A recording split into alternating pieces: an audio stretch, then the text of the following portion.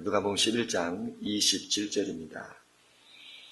주제는 참된 복은 말씀에 순종하는 자이다 이렇게 되어 있습니다. 이 말씀을 하실 때에 무리 중에서 한 여자가 음성을 높여 이르되 당신을 뵌 태와 당신을 먹인 젖이 복이 있나이다 하니 예수께서 이르시되 오히려 하나님의 말씀을 듣고 지키는 자가 복이 있느니라 하시니라. 아멘.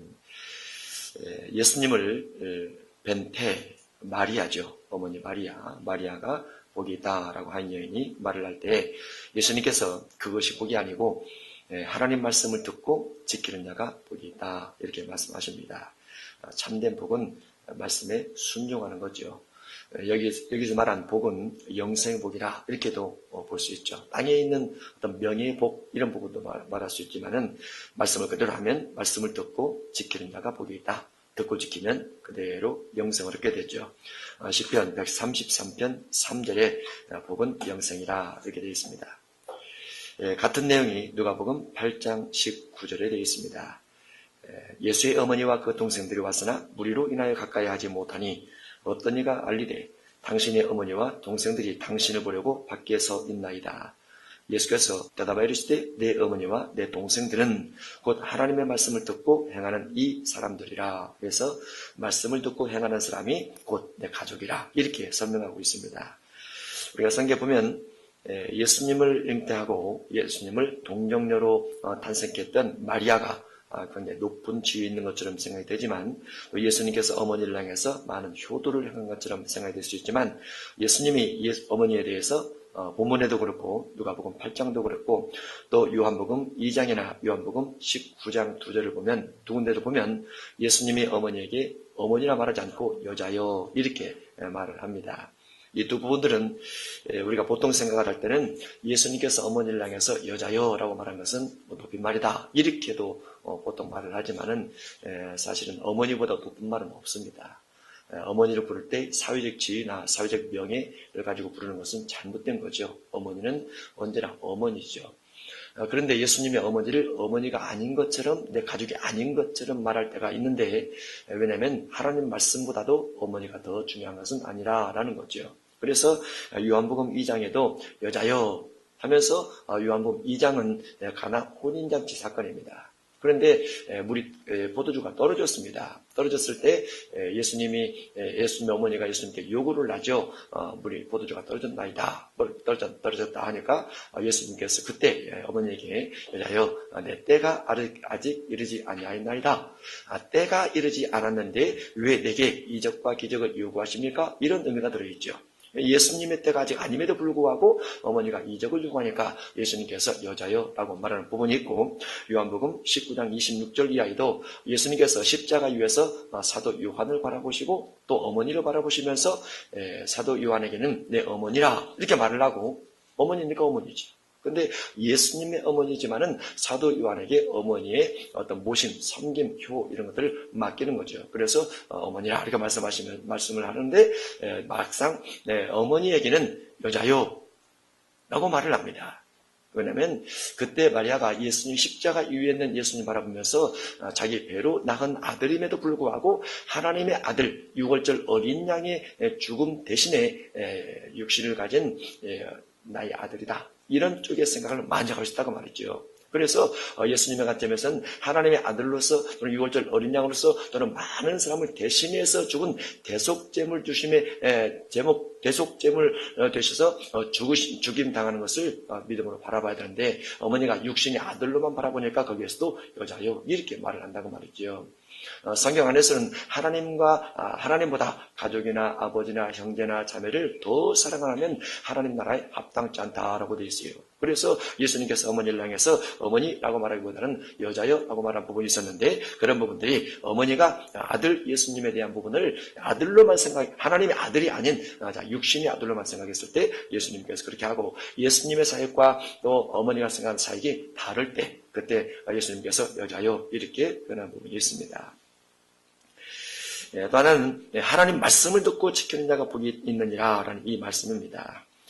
하나님 말씀을 듣고 지키는 자. 그러면 예수님께서 이와 같은 말씀을 하실 때는 아직 신약 성경이 없었을 때지요. 그리고 이후에 이제 사도 누가가 예수님 제자 누가가 성경 기록하면서 이 말씀을 기록하게 되는데, 우리가 하나님 말씀을 듣고 지킨다라고 하는 것은 예수님 시대 이전까지만 해도 모세 율법을 중심으로 해서 지켰다라고 볼 수 있죠. 그런데 예수님께서 오셔서 하나님 말씀에 대한 부분을 변경시킵니다. 변경시켜서 마태복음 28장에 보면은 내가 너희 분부한 모든 것을 가르치라 라고 되어 있어요. 분부한 모든 것을 가르쳐 지키게 하라 라고 되어 있는데, 예수님께서 분부한 것은 기본적으로 사복음서에 들어 있습니다. 바울이 분부한 것, 베드로가 분부한 것, 유다가 분부한 것, 여러 믿음의 사람들이 분부한 것도 있지만은, 예수님께서 분부한 것은 사복음서를 중심하고, 더 핵심적인 것은 산상순을 중심해서 예수님께서 말씀을 증거하셨다라고 볼 수 있습니다. 특히 이제 로마서 1장 같은 경우는 말씀을 듣고 지키게 하려고, 말씀 듣고 순종케 하려고 이 편지를 쓴다, 이렇게 되어 있는 것처럼 하나님 말씀을 듣고 지킨다라고 했을 때 신약을 중심한다라고 볼 수 있고, 그 중에서 산상순을 중심한다, 이렇게 볼 수 있습니다. 그 중에서 신약 전체에서 우리가 알곡된다, 또 열매 맺는 삶을 산다, 또는 천국 가는 백성이다라고 확증될 수 있는 단어 하나가 있는데, 누가복음 8장 15절입니다. 함께 보도록 하겠습니다. 누가복음 8장 15절, 신약에서 제일 중요한 단어 중에 하나입니다. 마태복음 3장의 세례 요한이 설교할 때도 이 부분을 가지고 설교를 하고, 예수님도 마태 13장에서 이 부분 가지고 설교를 하셨죠. 누가복음 8장 15절입니다. 시작. 좁은 땅에 있다는 것은 착하고 좁은 마음으로 말씀을 듣고 지키어 인내로 결실하는 자니라. 아멘. 15절 부분은 19절 이하에서 문맥을 땁니다. 그리고 주제된 내용은 10절에 있는 하나님 나라입니다. 하나님 나라는 그대로 천국을 말하죠. 천국에 누가 들어가느냐?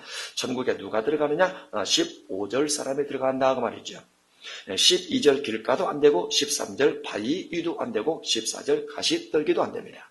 15절에 있는 좁은 땅에 뿌려진 씨앗이 결실을 맺을 때 하나님 나라 들어갈 수 있다. 이것이 비밀이라 라고 되어 있는 거죠. 그래서 하나님 말씀을 듣고 지킨다라고 했을 때 신약에서는 좋은 땅에 뿌려진 하나님 말씀의 씨앗이 착하고 좁은 마음으로 말씀을 듣고 지키어 인내로 결실하면, 여기서 결실이란 말씀을 듣고 지키는 것을 결실이라 그럽니다. 듣고 지키는 것, 그걸 결실이라 그러는데, 신약에서 가장 말씀을 잘 지키는 사람은 사랑하는 사람입니다. 사랑하는 사람, 신약 전체가 사랑 중심으로 되어 있기 때문에 그렇죠. 누가복음 11장 29절로 가겠습니다. 29절이야 무리가 모였을 때 해서 요나와 남방 여왕과 솔로몬 이런 내용들이 쭉 들어가 있는데, 29절 이하의 주제는 악한 세대입니다. 악한 세대, 요나도 아니고 솔로몬도 아니고 악한 세대가 주제입니다. 무리가 모였을 때 예수께서 말씀하실 때 이 세대는 악한 세대라. 이 세대, 예수님께서 계실 때, 예수님께서 말씀을 증거할 때, 그때 많은 사람이 예수님 말씀을 듣기 위해서 옵니다. 물론 바리새인들도 오고 사두개인들도 오고 장로들도 여러 종류의 사람들이 다 오게 되죠. 그런데 예수님이 이 세대를 비유해서 말씀하시기를 악한 세대라고 말해요. 표적을 구하되, 세대가 표적을 구하되 요나의 표적밖에는 보일 표적이 없느니라 해서 구약에 있는 요나를 갖다가 요나서에 있는 그 요나를 갖다가 표적으로 예화를 듭니다. 요나 예화입니다. 요나의 표적밖에는 보일 표적이 없나니 요나가 니느웨 사람들에게 표적이 된 것 같이 인자도 이 세대에 그러하리라. 요나가 표적이 된 것처럼. 그러면 주제가 악한 세대로 봤을 때 요나의 표적밖에는 보일 표적이 없느니라. 요나가 니느웨 사람들은 누구냐면 악한 세대라고 말이죠. 운명으로 하면 니느웨 세대가 악한 세대고, 니느웨 사람들이 악한 세대고, 그 다음에 인자도 해서 인자와 표적, 요나가 표적이 됐으니까 표적인 요나와 그 다음에 인자 둘이 선하다고 말이죠. 악한 세대 반대이기 때문에 그러리라. 뒷부분에 또 한 번 기록이 되어 있습니다. 3번에 31절에 여왕도 예를 듭니다. 무엇에 대한 예를 드냐면 여왕이 남방향에 찾아온 것을 가지고 악한 세대에 대한 예화를 들죠. 31절 심판 때에 남방여왕이 일어나. 그런데 윗부분에 있는 요나의 표적밖에는 이 부분과 31절에는 심판 때 이 부분은 요나의 표적 그 부분은 심판이 빠져 있죠. 그런데 뒤로 32절로 가면 심판 때가 기록되어 있습니다. 그래서 요나 부분은 29절이나 30절보다는 32절 부분이 훨씬 더 정확하게 기록이 되어 있어요. 요나에 대한 부분은 31절 심판 때에 남방 여왕이 일어나, 심판 때는 백보자 심판 때를 말합니다. 계시록 20장 11절 때죠. 계시록 20장 11절 남방 여왕이 일어나 이 세대 사람을 정죄하리니. 그러면 남방 여왕은 마지막 심판 때 증인으로서 등장한다라는 거죠. 증인으로. 물론 솔로몬 왕시대이기 때문에 BC 600년 전에 600년 훨씬 더 이전에 이미 죽었습니다. 예수님께서 백보자 심판대에 위에 앉으시고 그때까지 하면 수천 년 지난 남방 여왕임에도 불구하고 마지막 심판 때의 증인으로서 등장을 해요. 증인으로. 아마 우리 주변에 있는 모든 환경, 우리가 만났던 모든 사람들이 내가 선을 행했는지 악을 행했는지 마지막 심판 때 등장할 수 있습니다. 증인으로. 지금 등장할 수 있어요. 남방여왕이 일어나 이 세대 사람을 정죄하리니. 그러면 이 세대는 예수님께서 계셨던 그 세대, 곧 악한 세대를 말합니다. 그러면 남방여왕이 예수님 때 있었던 사람들에 대해서 정죄하겠다고 말이죠. 왜냐하면 예수님 시대에 있었던 사람들이 뭔가 악한 일을 하고 악한 세대 가운데 거해서 예수님에 대한 무언가를 믿지 않았기 때문에 그렇단 말이죠. 이는 그가 솔로몬의 지혜로운 말을 들으려고 땅끝에서 왔음이거니와, 땅끝에서 멀리서 솔로몬의 지혜로운 말을 듣기 위해서 왔어요. 악함에도 불구하고, 시대가 다 악함에도 불구하고 남방여왕만큼은 솔로몬의 지혜로운 말을 멀리서, 아주 멀리서 소문을 듣고 찾아왔어요. 그리고 솔로몬의 지혜로운 말을 다 듣고 솔로몬이 하나님 앞에 지었던 성전을 다 눈으로 보고 휘황찬란해서 하나님 앞에 찬양, 영광 돌리죠. 그런데 예수님의 음성을 직접 들음에도 불구하고 예수님의 표적을 직접 봄에도 불구하고 예수님 당시 시대 사람들은 예수님에 대해서 믿지 않았더라고 말이죠. 그래서 남방여왕이 마지막 심판 때를 나서 당신들은 나는 소문 듣고 와서 솔로몬의 말을 들었는데 당신들은 예수님을 직접 눈으로 보고도 안 믿었으니까 악한 세대의 죄악이 많습니다 라고 증인을 쓰더라고 말이죠. 증인을 씁니다. 거기에 역대하 9장의 남방여왕에 대한 내용이 기록되어 있습니다. 32절입니다. 심판 때에 니느웨 사람들이 일어나. 심판 때 똑같이 심판 때입니다. 그러면 남방여왕도 증인이요, 니느웨 사람들도 증인이 되는 것이죠. 무엇이다 증인입니까? 예수님 시대에 예수님께서 설교하고 예수님께서 치료하면서 하나님의 아들임을 증명함에도 불구하고 믿지 않았다는 것에 대한 증인을 쓰는 거죠. 이 심판 때 니느웨 사람들이 나 이 세대 사람을 정죄하리니 이는 그들이 요나의 전도를 듣고 회개하였음이거니와. 요나의 전도를 듣고 니느웨 사람들은 회개를 했어요. 회개했으면 어떻게 되는 겁니까? 구원이 되는 거죠. 그런데 마지막 심판 때는 구원받은 니느웨 사람들이, 회개했던 니느웨 사람들이 예수님께서 말씀을 증거함에도 불구하고 회개치 않고 믿지 않는 사람을 가지고 증언을 하면서 당신들은 악한 세대라, 하나님의 심판을 받는 것이 맞다고 말이죠.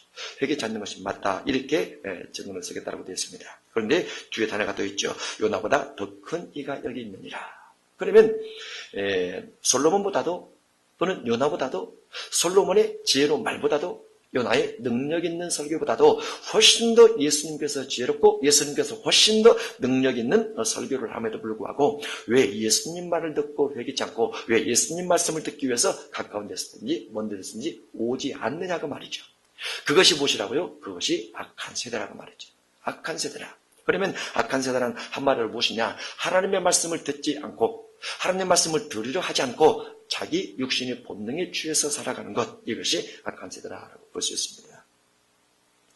33절, 누구든지 등불을 켜서 해서 우리가 성경을 보면 성경 속에는 33절 이하가 한 문단으로 따로 나눠져 있습니다. 그런데 제가 가진 교재 속에는 나눠지지 않습니다. 왜냐하면 위에 있는 악한 세대에 대한 그대로 연결이에요. 그러면 32절까지는 악한 세대를 중심하고 33절 이하는 예수 믿는 사람은 등불과 같으니 믿지 않는 세상 가운데서 악한 세대 가운데서 등불과 같으니 이렇게 살아가라 라고 33절 이하가 되어 있습니다. 33절 이하, 누구든지 등불을 켜서 움속에나 말 아래에 두지 아니하고 등경 위에 두라니 이는 들어가는 자로 그 빛을 보게 하려 함이라. 내 몸의 등불은 눈이라. 내 눈이 상하면 온몸이 밝을 것이요 만일 나쁘면 내 몸도 어두우리라. 그러므로 내 속에 있는 빛이 어둡지 아니한가 보라. 또 내 온몸이 밝아 조금도 어두운 데가 없으면 등불의 빛이 너를 비추되어 같이 온전히 밝으리라 하시니라. 해서 믿는 사람들은 밝게 살아야 된다.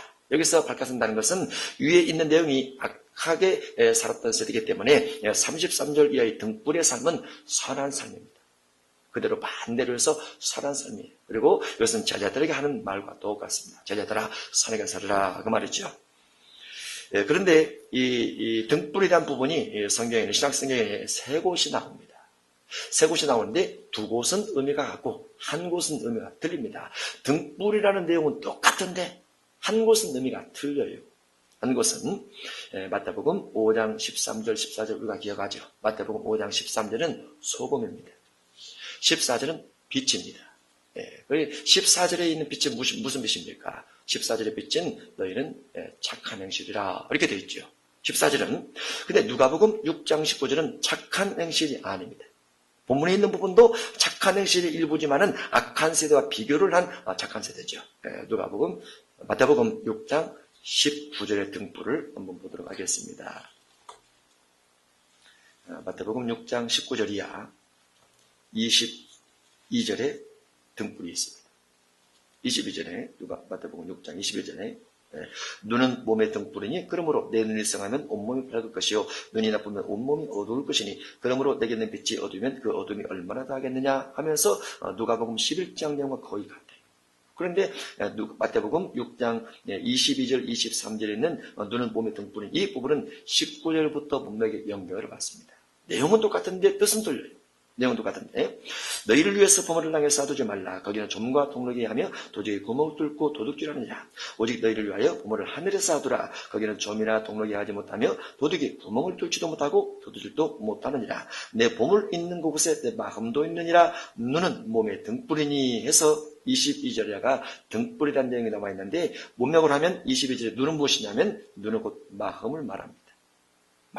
마음은 몸의 등불이니 몸의 등불이니 그러므로 내 마음이 상하면 온몸이 밝을 것이요 내 마음이 상하면 무슨 마음이 상하는 겁니까? 여기서 눈이 상하다 또는 마음이 상하다라는 것은 19절 이하에 보물을 하늘에 쌓아둔 사람은 이란 뜻이 됩니다. 보물을 하늘에 쌓아둔 사람은 온몸이 밝을 것이요 23절 눈이 나쁘면 다른 말로 보물을 땅에 쌓아둔 사람은 온몸이 어두울 것이니 그래서 재물에 관련된 부분이 마태복음 6장 22절에는 등불 부분입니다. 그래서 같은 등불의 내용이지만은 마태복음하고 마태복음 6장 부분하고 또 마태복음 5장 14절 부분하고 누가복음 11장하고 내용은 똑같지만 뜻은 다르다는 거. 이런 부분이 성경에 몇 군데 있습니다. 몇 군데 있어요. 그럴 때는 반드시 한 단어 중심에서 보면 안 되고 문맥으로 봐야 본 뜻이 정확하게 나온다라고 볼 수 있습니다. 우리가 마태복음 16장에 보면 예수님께서 신앙 고백한 베드로에게 내가 땅에서 매면 하늘에서 맬 것이요 땅에서 풀면 하늘에서 풀리리라 그런 내용이 있습니다. 그러면 땅에서 맨다, 땅에서 푼다라는 것은 신앙 고백한 후에 예수님께서 하신 말씀이기 때문에 누군가 네가 전도를 해서 그 사람이 주님을 영접하여 신앙 고백하게 되면 그 사람이 땅에서 매였기 때문에 하늘에서 매이게 되고 그 사람의 믿음을 거절해서 믿지 아니하면 땅에서 풀렸기 때문에 하늘에서 풀리리라 이렇게 된다고 그랬죠. 그런데 마태복음 18장에 이 내용이 또 있습니다. 근데 마태 18장에 있는 내용은 용서하면 용서받으리라 이렇게 되어 있어요. 그래서 용서하면 매이는 것이고 용서지 아니하면 불리는 것이다 이렇게 되어 있습니다. 신앙 고백하는 부분하고 용서 부분하고 주제된 내용은 틀리죠. 그러나 단어의 뜻은 들었는데 단어의 내용은 같이 되어 있는 부분이 성경에 여러 곳 되어 있다는 거 이런 것들을 참고하고 봐야 됩니다. 누가복음 29절 이하의 악한 세대에 대해서 하나만 더 보도록 하겠습니다. 마태복음 12장입니다.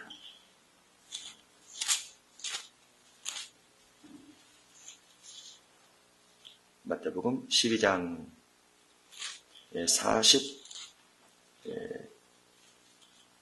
43절부터 45절까지입니다. 43절부터 45절까지. 그 중에서 45절을 보겠습니다. 45절 이에 가서 저보다 더 악한 귀신 7을 데리고 들어가서 가니 그 사람의 나중 형편이 전보다 더욱 심하게 되느니라. 이 악한 세대가 또한 이렇게 되리라 라고 되어 있죠. 43절로 45절 또는 38절에서 45절의 주제도 역시 악한 세대입니다. 악한 세대인데 마태복음 12장 45절에 있는 악한 세대는 누구에 의해서 악한 세대가 되는 거냐면 귀신 때문에 악한 세대가 된다라고 되어 있습니다.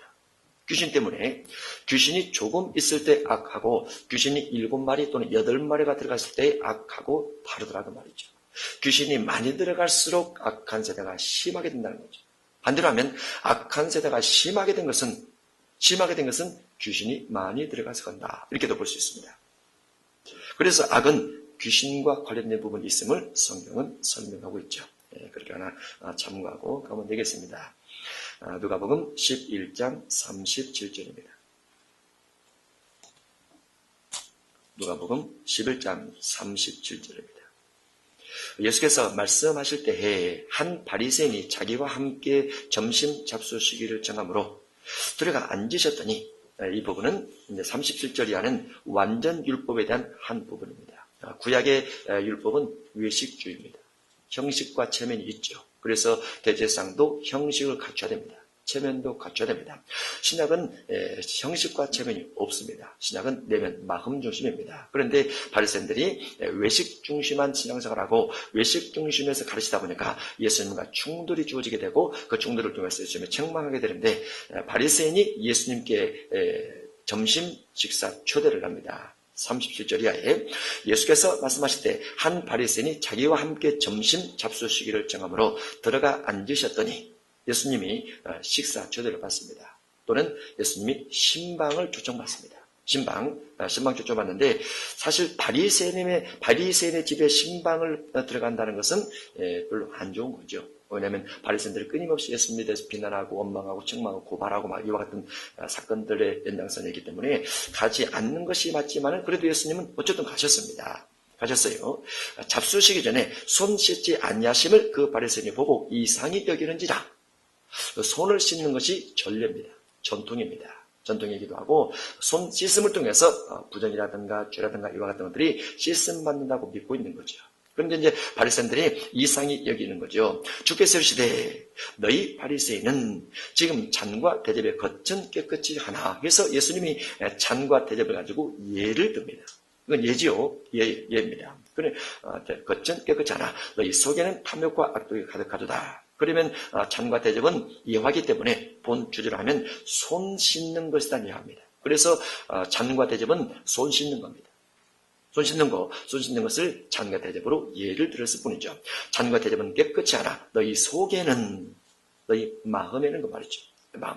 잔과 대접의 속에 탐욕이 들어있을 리가 없지요. 그러시기 때문에 너희 속에는 탐욕과 악독이 가득하도다. 탐욕과 악독, 겉은 깨끗한데 속에 탐욕과 악독이 가다가 겉은 손을 씻어서 깨끗한 것처럼 보일지라도 마음속만큼은 탐욕과 악독이 가득하다 그 말이죠. 예수님이 책망을 하십니다. 어리석은 자들아 겉을 만드시니가 속도 만들지 아니하셨느냐 해서 예수님이 하나님 앞에 겉이든 속이든 다 깨끗해야 될 것을 말씀하고 있죠. 탐욕과 악독, 이 탐욕과 악독이 무엇입니까? 이 탐욕과 악독은 본능입니다.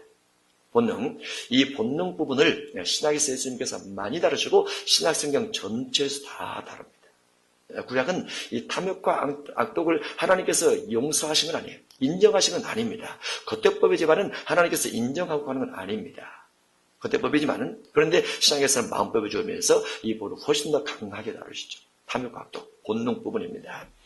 이 탐욕과 악독 부분을 계시록 3장에서는 죽은 행실이라 그럽니다. 죽은 행실. 왜냐하면 죽은 자들이 가지고 있는 마음의 행실이죠. 죽은 자들이 가지고 죽은 자가 믿지 않아서 죽은 자가 있고 육체에서 영혼이 분리돼서 죽은 자가 있어요. 그런데 육체에서 영혼이 분리되지 않는 살아있지만은 믿지 아니한 사람, 본능 따라 사는 사람을 죽은 자라고 합니다. 그래서 믿음에도 불구하고 본능 따라 살고 있는 자들은 죽은 행실을 회개하라 해서 사대교회 설명하고 있죠. 죽은 행실, 탐욕 악독입니다. 또 이 부분을 갈라디아서 5장에서는 육체일이라 그럽니다. 갈라디아서 5장 16절에서 육체일이라 그럽니다. 골로새서 3장 5절 이하에서는 땅에 있는 지체라 그럽니다. 땅에 있는 지체. 로마서 8장 1절 이하에서는 죄와 사망의 법이라 그럽니다. 죄와 사망의 법. 그리고 로마서 1장 29절에는 마음의 정욕대로 더러움에 내버려 두사라고 되어 있는 부분이 쭉 설명이 되어 있는데 그런 내용이 탐욕과 악독에 들어간다는 걸 볼 수 있죠. 분명히 겉으로는 믿는 사람인데 내면 속에는 이와 같은 것들이 가득했다는 말이죠. 예수님으로부터 정말만 받습니다. 어리석은 자들아 겉을 만드시니가 속도 만들지 아니하셨느냐. 속, 육신의 속도 있고 마음 속도 있죠. 육신의 속은 시편 139편 13절에 보면 하나님께서 우리의 내장을 만드셨다 이렇게 말을 하죠. 내장에 무엇이 있습니까? 흔히 하는 말로 오장육부가 있죠. 오장육부. 시편 33편 15절에는 마음을 하나님께서 만드셨다라고 되어 있죠. 마음. 하나님께서 아담을 만드실 때 흙으로 빚으시고 흙으로 지으시고 그의 생기를 불어넣으시니 생명이 되었다라는 부분과 같이 연결시켜서 볼 수 있습니다. 어떻게 보면 예법으로 보면 이 내용도 예수님께서 바리새인의 집에 식사 초대 받으셔서 들어갔다면 제일 먼저 손 먼저 씻으셔야죠. 예법으로 맞아요. 예법으로는 우리 사회법으로도 이게 맞습니다. 예수님이 손 씻지 않고 식사하시는 것이 바리새인들이 볼 때 이상하다고 말이지요. 그런데 예수님께서 이렇게 하신 이유가 있는 거죠. 교훈을 주기 위함이라. 교훈을 주기 위함이라. 예수님께서 손 씻는 것을 잃어버렸다, 손 씻는 거 몰라서 그렇다, 그렇게 볼 수는 없어요. 그런데 그거 하나 가지고 그들의 교훈을 삼아서 뭔가 가르치기 위함으로 이렇게 하고 있다라고 볼 수 있죠. 예법이 때로 맞지 않을 때가 있습니다. 예법이 맞지 않는 신앙이 있을 때가 있어요. 예를 들어서 요한복음 18장 10절에 보면 예수님께서 예수님을 잡으려 군병들이 왔을 때 베드로가 검을 빼서 말고 귀를 잘라버립니다. 우리 스승님을, 우리 예수님을 잡으러 다니 해서 베드로가 혈기방장하니까 딱 검을 빼서 귀를 잘라버렸는데 예수님께서 귀를 딱 들어가지고 다시 붙이시죠. 그리고 검을 가진 자는 검으로 망하느니라 해서 치료해 줍니다. 그렇게 하지 말라고 말이죠. 예의에 맞는 것이지만은 예수님의 관점에서 안 맞다라고 말이죠. 누가복음 9장 61절을 보면 예수님의 제자가 되려고 하는 자가 아버지와 작별 인사를 하고 오겠습니다 라고 말을 합니다. 예수님께서 그렇게 하지 말라 그랬죠. 그렇게 하지 말라. 쟁기를 잡고 뒤를 돌아보면 하나님 나라에 합당치 않다라고 되어 있습니다. 예의에 맞지 않지만은 예수님의 제자가 되는 길에서는 이것이 또 맞다고 말이죠. 누가복음 9장 51절에 보면 아버지의 장례를 치르고 주님을 따르겠다라고 또 제자가 말을 합니다. 그때 예수님께서 죽은 자들로 죽은 자를 장사하게 하고 너는 나를 따르라 하면서 장례식도 치르지 말고 따라올 것을 말씀하고 있죠. 만약에 우리의 삶 가운데 이와 같은 경우가 주어진다고 하면 우리가 뭐라고 하겠습니까? 덕을 위해서, 또 믿음을 위해서, 또 복음을 위해서 다 우리가 여러 가지 말을 꾸미면서 이렇게 다 하고 오겠다 그러겠죠. 여러 신앙은 예법에 맞지 않는 부분이 주어질 수 있다는 거, 우리가 덕을 세우며 살아가는 것이 분명히 필요하지만은 다 그런 것은 아닐 수 있다는 것을 염두에 둬야 됩니다.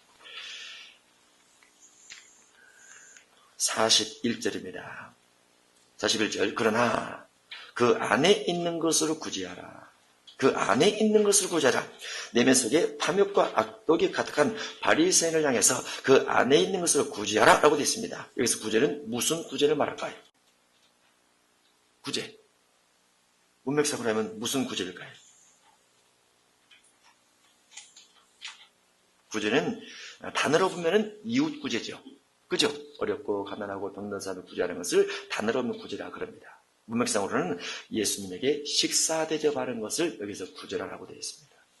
문맥상으로 보면 예수님께서 바리새인의 집에 점심 잡수러 가시죠. 손 씻는 문제가 바리새인 이상이 예수님께 질문하게 되고 예수님께서 손이나 깨끗이 하자라 이렇게 말하면서 나를 구제하려면 네 마음속부터 정결케 하라라고 말하면서 안에 있는 구제를 이렇게 말하는데 이것은 이웃에게 구제하는 것이 아니고 예수님의 신방을 받으려면 마음을 깨끗게 한다면 하라 그런 내용입니다. 그리하면 모든 것이 내게 깨끗하리라 라는 거죠. 모든 것이 깨끗하리라. 42절입니다. 화 있을진저 너희 바리새인이여 너희가 박하와 회양, 온양과 모든 제수의 11조를 드리되 공의와 하나님께 대한 사랑은 버리는도다. 그러나 이것도 행하고 저것도 버리지 말아야 할지니라. 우리가 문맥을 한번 또 봐야 되겠죠. 42절의 주제는 공의와 사랑 없는 헌금입니다. 공의와 사랑 없는 헌금은 제가 이름 짓기를 돈이라고 합니다. 공의와 사랑이 들어가면 헌금이 되고 공의와 사랑이 빠지면 돈을 내는 겁니다. 교회 헌금 시간에 돈 내는 자가 있고 헌금 내는 자가 있죠. 틀립니다. 돈은 돈 내는 겁니다. 헌금은 정의와 사랑과 긍휼이 들어간 예물을 가지고 헌금이라 이렇게 말을 하고, 그러나 뒷부분에 그러나 이것도 행하고, 이것은 무엇입니까? 이것도 행하고 이것은 가까이 있는 것을 이것이라 그럽니다. 문장 안에서 가까이 있는 것, 저것은 문장 안에서 멀리 있는 것을 저것이라 그러죠. 그러면 이것이란 공의와 하나님께 대한 사랑을 말합니다. 저것이란 박하와 운양과 모든 제수의 11조를 말합니다. 그래서 이것도 저것도 같이 다 하라 이렇게 되어 있죠. 이것도 저것도 다 해야 된다. 다 해야 되는데 더 중요한 것은 마태복음 23장에 더 중요한 것은 공의와 하나님께 대한 사랑이다 라고 되어 있어요. 물질보다도 돈보다도 훨씬 더 중요한 것이 사랑이다 라는 거죠. 사랑이다. 뭐 그렇다고 해서 11조를 빼라 그건 아니죠. 하지만 사랑이 더 중요하다라는 겁니다.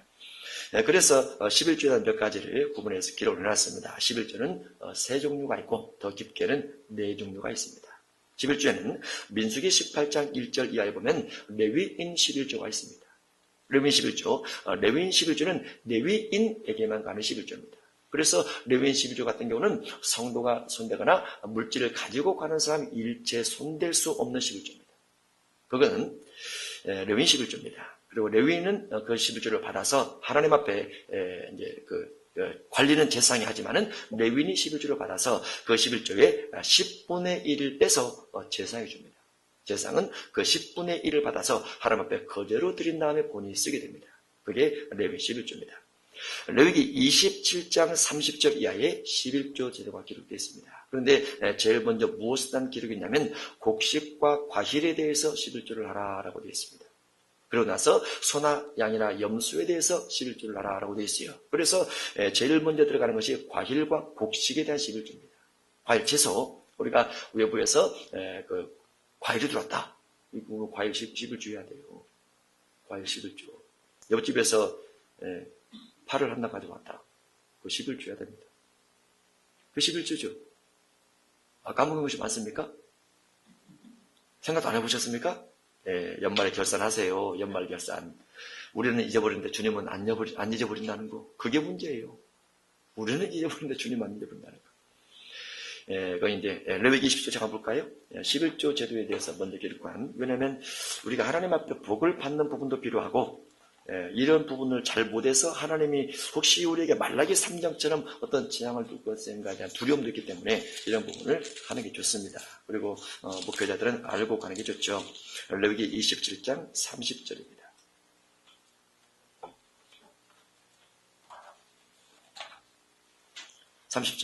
그리고 그 땅의 10분의 1, 곧 그 땅의 곡식이나 나무의 열매는 곡식 동그라미, 열매 동그라미, 열매는 그 10분의 1은 여호와의 것이니 여호와의 성물이라. 또 만일 어떤 사람이 그의 11조를 물으려면 그것에 5분의 1을 더할 것이요. 물으려면 5분의 1을 더해야 돼. 31절 모든 소나 양의 11조는 목자의 지팡이 아래로 통과하는 것을 10번째의 것마다 여호와의 성물이 되리라. 이제 소나 양 같은 경우는 10번째마다 하나씩입니다. 그런데 우리가 보통 소나 양 같은 경우는 잘해요. 잘하는데 30절에 있는 곡식이나 열매 같은 거 잘 안 합니다. 잊어버려요. 그냥 과일이 들었는데요. 채소가 들었는데요. 잊어버린다고 말이죠. 그래서 이 부분을 가지고 바리새인들이 그대로 신약시대에 와서 박하와 운양과 채소의 11조를 드렸더라라고 되어 있어요. 그래서 우리도 똑같이 채소 11조를 하는 겁니다.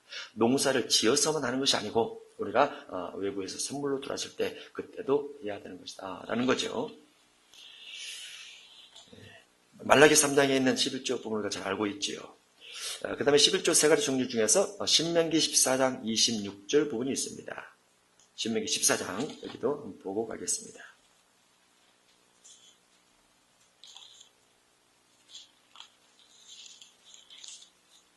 신명기 14장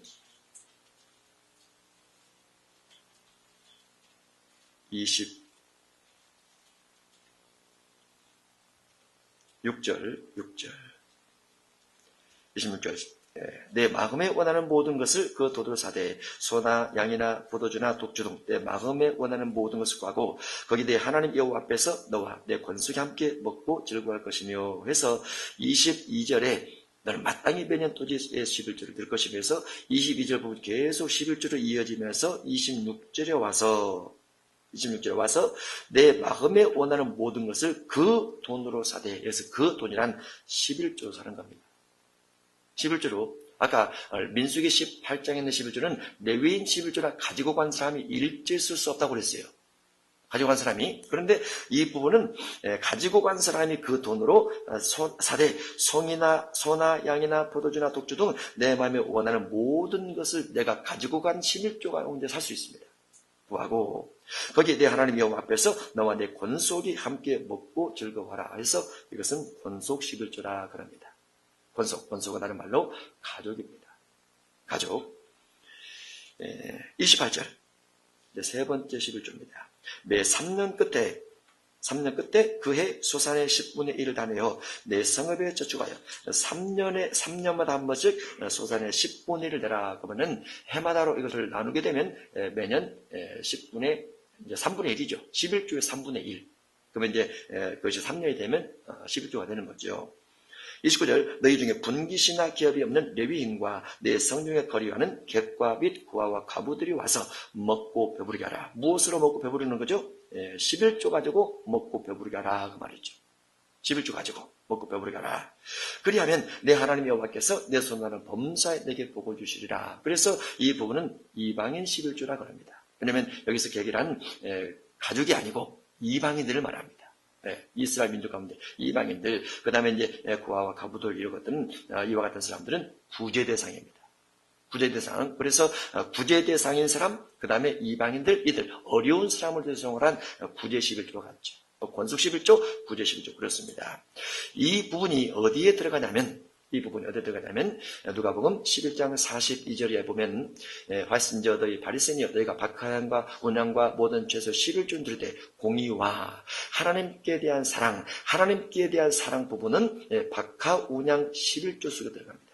근데 공의는 이웃에 대한 자비, 가족에 대한 자비로 들어가기 때문에 이거는 공의의 11조가 들어가야 되는 거죠. 근데 이제 바리새인들 같은 경우는 보이는 박하, 운양, 채소 이것에 대해서는 철저하게 11조를 하지만은 어려운 사람에 대한 배려성이 없더라고 말이죠. 분명히 신명기에 기록됐는데 바리새인들은 신명기 기록된 어려운 사람을 향한 먹이고 입히고 재우고 따뜻하게 섬기고 나누고 이와 같은 일을 안 했더라고 말이죠. 공의를 행하지 않았어요. 그래서 예수님께서 책망을 하면서 공의와 하나님께 대한 사랑을 버리지 말라 이렇게 말씀하고 있는 거죠. 그렇게 하면 11조가 세 가지가 됩니다. 이제 이것을 가지고 신약에 있는 마태복음 23장 23절이나 본문 누가복음 11장 42절에 있는 더 중요한 것, 곧 사랑 이 부분을 첨가할 때 온전한 11조가 된다라고 볼 수 있습니다. 마태복음 5장 23절에 보면 살인 5장 21절 이하에 살인하지 말라라는 부분과 쭉 연결돼서 제단에 예물을 드리려다가 형제에게 원망 들을 만한 일이 있는 줄 생각나거든 예물을 제단 앞에 두고 먼저 형제와 화목하고 그 후에 와서 예물을 드리라 이런 내용이 있어요. 예물을 드리려다가 원망이 있으면 원망을 풀고 와서 예물을 드리라라는 거죠. 그러면 예물보다도 더 중요한 것이 뭐냐? 원망을 푸는 것이 훨씬 더 중요하다는 말이죠. 돈이 중요한 것이 아니고 신학시대는 돈도 중요하지만 돈이 중요한 것보다는 원망을 푸는 것, 화목하게 지내는 것, 또는 이웃을 사랑하는 것, 이와 같은 것들이 훨씬 더 중요하다고 말이죠. 예를 들어서 제가 이제 마태복음 5장 그 부분 설명할 때 꼭 그런 말을 하는데 원망 들을 만한 일이 생각이 났어요. 예물을 준비하고 와서 주님 앞에 드리려고 하는데 원망 들을 만한 일이 생각났어요. 그래서 예물을 제단 앞에 두고 형제와 화목하고 다시 와서 보니 예배가 어떻다고요? 예배가 끝나버렸어요. 그렇죠. 당연히 끝나죠. 벌써 형제와 화목하고 오는 시간에 예배가 끝나버렸어요. 우리가 예배 1시간밖에 안 되지 않습니까? 그러면 예배 못 드렸네. 이것이 맞느냐? 아니면 하나님은 형제와 화목하게 된 것을 더 중요시 여기느냐? 이것이 맞느냐라고 했을 때 주님은 화목을 더 중요시킨다고 말이지요. 둘 다 중요하지만 화목이 더 중요하다라고 되어 있습니다. 그러니까 이웃사랑이 훨씬 더 중요하다. 이렇게 성경은 말씀하고 있는 거죠. 그래서 돈으로만 드리는 것하고 예물로 들어가는 것하고 의미가 다를 수 있다는 거죠. 박하, 운양, 제수 11조 들어가면서 반드시 권위와 사랑이 들어간다 하면 이것이 예물이 된다. 그러나 사랑이 들어가지 않으면 이런 것들은 예물이 아니고 돈이 된다라고 볼 수 있는 것이죠. 43절입니다. 누가복음 11장 43절. 화 있을진저 너희 바리새인이여 너희가 회당의 높은 자리와 시장에서 문안 받는 것을 기뻐하는도다. 그래서 제목을 정하자면 명예신앙입니다. 명예신앙. 이 명예신앙 아주 많죠. 아주 많아요. 명예신앙. 큰 교회 명예신앙. 전 서울에 올라오기 전에 그걸 몰랐어요. 큰 교회 명예신앙이 있었다는 것을 전주에서는 몰랐어요. 그런데 서울에 올라오고 보니까 명예로 교회를 다니는 분들이 있더라고요. 큰 교회 다니네. 명예신앙입니다. 명예신앙. 화 있을진저 너희 바리새인이여 너희가 회당의 높은 자리와, 회당이 무엇입니까? 교회죠. 교회의 높은 자리와 시장에서 문안 받는 것을 기뻐하도다. 인사받는 거죠. 접대받는 거죠. 명예가 더 높여지는 것을 기뻐하는 거죠. 근데 회당의 높은 자리하고 시장에서 문안 받으면 앞에 뭐가 있다고요? 화가 있다고 말이죠. 화가 있다. 화가 있다. 이 화는 지옥갈 화입니다. 지옥갈 화죠. 네. 지옥갈 화. 예수님의 관점에서는 회당의 높은 자리나 문안 받는 것을 예수님 별로 안 좋아하십니다. 예수님의 제자 중에 예수님의 제자들의 어머니가 예수님의 나라에 임하실 때 나의 두 아들을 좌우편에 앉게 하옵소서 요구를 하죠. 그때 예수님께서 정말하시면서 좌우편에 앉는 것은 아버지께서 정한 자가 줄 것이다. 내 자녀를 받을 수 있는 자가 받을 것이다. 아버지께서 정한 자가 줄 것이다. 라고 말씀하시면서 높이 올라가려면 낮은 자가 되고 섬기는 자가 되고 종이 되어야 된다. 이렇게 말씀하시죠. 구약은 반대입니다. 구약은 10부장, 100부장, 50부장, 100부장, 1000부장, 그 다음에 지파 이렇게 쭉 올라갑니다. 은사도 그러죠. 은사도 방금부터 해서 저 위에 사도까지 쭉 올라갑니다. 그런데 하나님의 나라에서 유명히 이김받는 것은 이 땅에서 얼마큼 낮아졌느냐, 이 땅에서 얼마큼 겸손게 됐느냐, 여기에 하나님의 나라의 높음이 있어요. 높음이 고린도전서 4장이나 고린도전서 11장 보면 바울이 복음 때문에 죽을 만큼 고생한 부분이 쭉 기록되어 있습니다. 죽을 만큼. 빌립보서 3장 5절 이하에 보면 바울이 사회적으로 바리새인 중에 바리새인이요 율법에 흠이 없고 대단한 사람이었지만은 내가 예수님 만나고 나서 그 모든 것들을 다 배설물로 여겼더라. 배설물로 여기고 오히려 나 자신을 철저하게 비워서 하나님 앞에 발견되려 함이라. 이런 부분이 있어요. 교회 안에는 세상법과 반대가 되어 있다는 거. 구약과 신약이 반대가 되어 있다는 거. 구약은 높이 올라가지만 시작은 저 아래까지 내려가야 된다. 왜냐하면 예수님께서 그랬기 때문에. 예수님께서 하나님의 아들로서 가장 높은 곳에 계셨다가 가장 낮은 곳에 내려오셔서 죽으시고 부활하셨습니다. 그리고 다시 올라가셔서 그 이름의 권세를 얻게 되는데 예수님께서 높은 곳에 계셨다가 낮은 곳에 오시고 다시 올라가신 그 이유로 인해서 아버지께서 예수님 이름에 만물이 굴복케 하셨다라고 되어 있어요. 이제 교회 제도는 신약 시대는 명예 중심한 신앙이 아니고 섬김 중심한 신앙이라는 거. 대접 받는 것 중심한 신앙이 아니고 섬겨주는 신앙이라는 거. 이게 신약 시대 신앙인데 바리새인들은 섬김 받는 자리에 늘 있었던 거죠. 명예 신앙. 예수님으로부터 책망을 받습니다. 44절입니다. 44절. 화 있을진저 너희여 너희는 병토당한 무덤 같다. 여기까지 하면 마음살입니다. 마음살인. 분명히 살아있어요. 바리새인들 살아있어요. 예수님과 대화를 합니다. 예수님의 말을 듣습니다. 예수님을 식사 초대하기도 합니다. 그런데 예수님께서 그들을 향해서 너희들은 무덤 같네? 라는 거죠. 무덤 같네? 무덤 같네? 왜 무덤 같습니까? 마음으로 사람을 많이 죽이기 때문에. 마음살인이죠. 마음으로 사람을 쫙 죽입니다. 요한복음 8장에 보면 가라마다 잡힌 여인을 돌로 치라 라고 기록됐거니와 하면서 예수님께 재판해달라고 옵니다. 마가복음 15장 13절 이하에 보면 예수님을 향해서 십자가에 못 박게 하옵소서 라고 자꾸 소리집니다. 예수님 죽여버리라고 말했죠. 죽여버리라 라고 말하게 되는데 마음속에 있는 마음살이 등장해서 겉으로 소리 지르는 거죠. 마음살이. 병투장은 무덤 같아서 그 위를 밟는 사람이 알지 못하느니라. 예수님께서 아무리 말할지라도 깨달으냐 합니다. 마음살이 딱 가지고 있는 사람은 예수님의 수없이 말을 해도 깨달으면 성경은 정말 신기하죠. 성경은 정말 신기해요. 저는 성경을 보면 볼수록 성경까지 쉬운 것이 없다고 봐요. 보면 볼수록 정말 성경이 쉬워요. 하루 종일 성경 보지만 정말 쉬워요. 그런데 예전에 왜 몰랐을까? 이런 생각이 들어요. 왜 몰랐을까? 왜 성경 그렇게 안 봤을까? 왜 그렇게 성경 어렵게 봤을까? 라는 생각을 자꾸 하게 돼요. 그렇지 않다는 거. 성경에 닫혀있을 때는 하나님이 그 분야에 대해서 안 열어준다는 거. 성경을 보면서도 운명으로 안 보인다는 거. 안 보인다는 거. 참 신기하죠. 성령이 눈을 열어주시느냐 아니면 내가 가지고 있는 육신적 본능과 육신적 전통과 학식과 이와 같은 것들이 그와 같은 것을 통해서 성경을 보느냐. 그건 차이겠죠. 바리새인들은 아무리 말해도 모르더라고 말했죠. 45절입니다. 한 율법 교사가 예수께 대답하여 이르되 선생님 이렇게 말씀하시니 우리까지 모욕하심이니라. 한 율법 교사는 무엇을 가르치는 사람입니까? 율법을 가르치죠. 율법 교사, 율법을 가르칩니다. 그대로 율법을 가르쳐요. 무슨 율법을 가르치겠습니까? 구약 모세 율법이죠.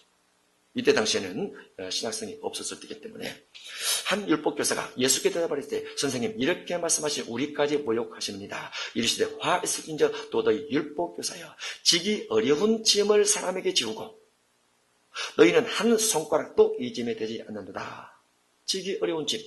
근데 한 율법교사는 모세 율법을 가르쳐야 되는데 어떻게 보면 모세 율법만 가르쳐야 되는데 모세 율법에다가 사람들에게 지기 어려운 짐을 더해서 가르쳤습니다.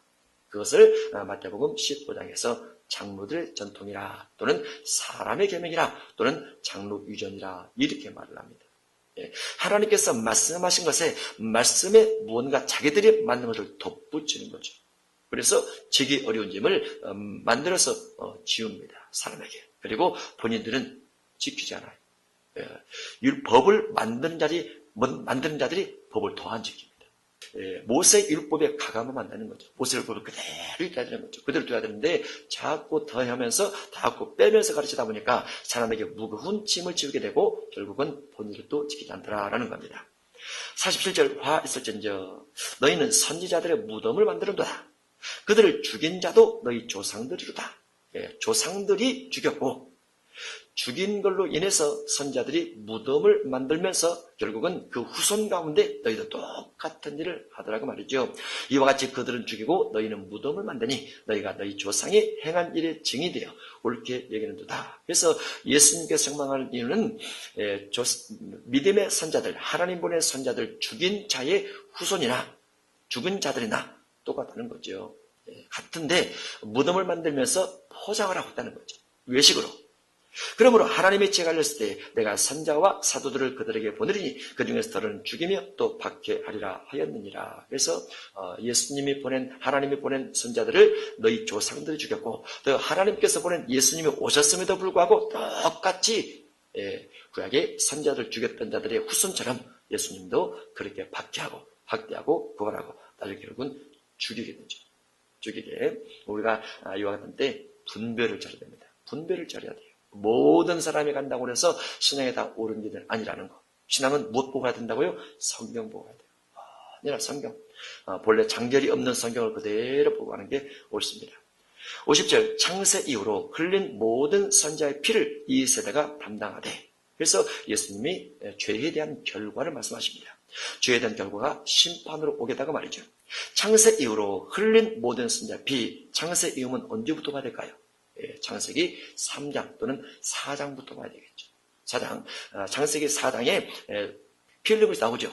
선자 피 흘린 것. 누가 죽습니까? 아벨이 죽죠. 아벨.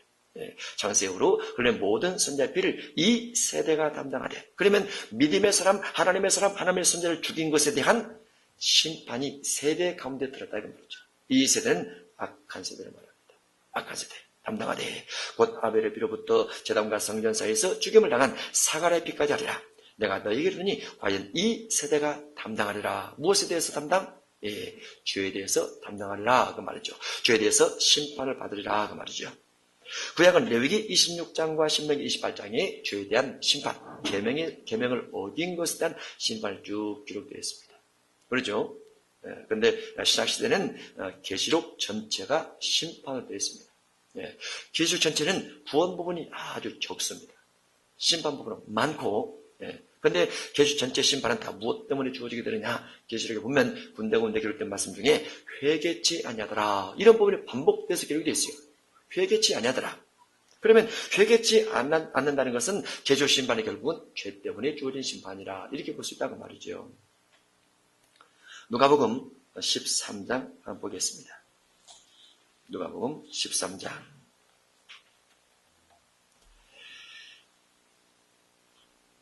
1절에 합니다. 그때 마침 두어 사람이 와서 빌라도가 어떤 갈릴리 사람들의 피를 그들의 제물에 섞은 일로 예수께 아뢰니 대답하여 이르시되 너희는 이 갈릴리 사람들이 이같이 해 받음으로 다른 모든 갈릴리 사람보다 죄가 더 있는 줄 아느냐?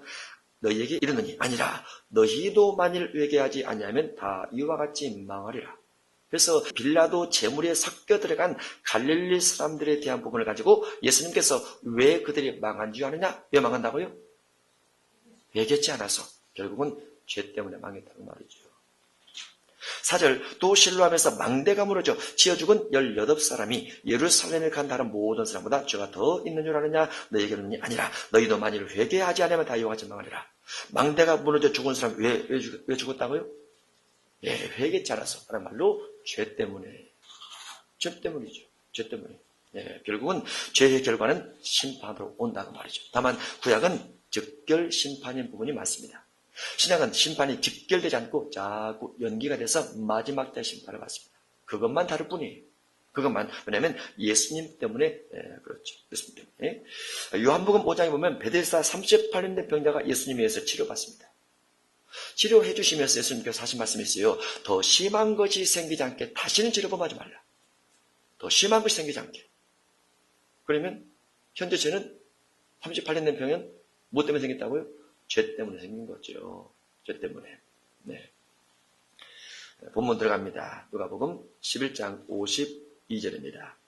구혼론 편지를 화 있을지니 너희 율법교사여 너희가 지식의 열쇠를 가져가서 여기서 지식은 무슨 지식일까요? 율법교사니까 율법의 지식이죠. 율법 지식, 율법교사여 너희가 지식의 열쇠를 가져가서 율법의 열쇠를 가져가서 율법의 열쇠는 무엇일까요? 율법의 해석법을 말합니다. 해석법.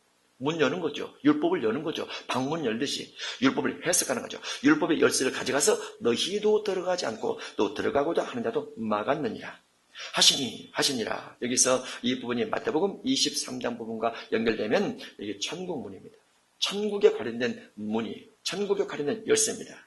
그러면 율법교사에 너희가 천국 들어가는 지식의 말씀의 열쇠를 가져가서 천국 들어가는 하나님 말씀의 구원론 부분의 해석을 가져가서 너희도 들어가지 않고 그러면 바리새인들은 천국 못 간다고 말이죠. 율법교사들은 천국 못 간다고 말이죠. 왜냐하면 천국 들어가는 방법을 율법교사들이 싹 바꿔버렸어요. 하나님께서 정해 놓으신 것을 바꿔버렸어요. 그래서 너희도 들어가지 않고 너희를 통해서 배우는 자들도 못 들어가게 만들어버렸다고 말이죠. 그런데 율법 교사부터만 그런 것이 아니고 언제부터 그렇게 한 거죠? 창세기 3장 때부터 그렇게 했죠. 창세기 3장 때부터. 하나님은 그의 생기를 불어넣어서 생명된 아담에게 그리고 하와에게 선악과를 따먹으면 반드시 죽으리라 이렇게 말씀하셨어요. 성령 받아서도 반드시 죽으리라 라고 말씀하셨어요. 원죄가 전혀 없는 상태에서 만들어졌음에도 불구하고 성령 충만함에도 불구하고 선악과 따먹으면 반드시 죽으리라 그랬어요. 그런데 마귀는 결코 죽지 아니하리라 그랬죠. 하와는 죽을까 하느라 그랬고 하나님은 꼭 죽으리라 그랬고 그래서 창세기 3장 때부터 계속 마귀가 사람들 사이에서 교회 사이에서 목회자 사이에서 율법교사들 사이에서 죽지 아니하리라 한 번 성령 받는 사람은 한 번 믿는 사람은 죽지 아니하리라 이 말을 계속 역사적으로 해왔다고 말이죠. 계속 해왔어요. 그래서 아브라함의 아들 모태신앙 아브라함의 맏아들 모태신앙 누굽니까? 이스마엘이죠. 이스마엘인데 모태신앙이에요. 할렐은 이삭이 없을 때부터 할례를 했습니다. 이스마엘 할례를 먼저 받았어요. 집안 식구들과 다 같이. 창세기 17장에서 이삭은 21장에서 태어나고. 그런데 이스마엘은 갈라디아서 보면 하람 나라를 유업으로 받지 못했다라고 되어 있습니다. 이삭의 장자죠. 에사입니다. 그래서 장자라도 그가 육신의 후손이 되어서 구원이 안 되죠. 못된 신앙입니다. 똑같이 야곱과 같이 쌍둥이죠. 그래서 하나님은 율법교사가 지식의 열쇠를 가져가서 구원론을 가져가서 너희도 들어가지 않고 들어가고자 하는 자도 막았다는 이 부분 때문에 주님이 그들을 향해서 화 있으긴저라고 말하는 거죠. 구원론을 변질시키기 때문에.